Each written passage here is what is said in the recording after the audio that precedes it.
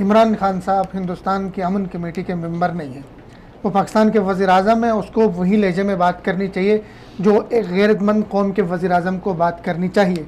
हमने ठीक है इस सारे भारतीय जंगी जुनून को टालने के लिए हमने अपनी तरफ से भरपूर कोशिश की कि हम अमन की बात करें, हम पीस की बात करें, हम खित्ते के जो ख़तरात मंडला रहे हैं उस पर अपना मुस्बित किरदार हमने पेश किया। लेकिन आप एक एटमी ताकत थी, आपको इतना झुकना नहीं चाहिए।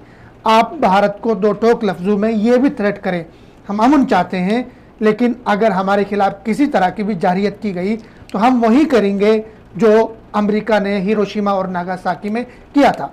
अगर आप इस तरह के 2-3 थ्रेट इंडिया को दे दें, और आप कर सकते हैं, अल्हम्दुलिल्लाह हमने पिछले 70 सालों में जंग के अलावा किसी और चीज़ की हमने तैयारी की नहीं, ये रियलिटी है। हमने कोशिश पिछले 70 सालों में अपने आप को सिक्योरिटी स्टेट बना के रखा है।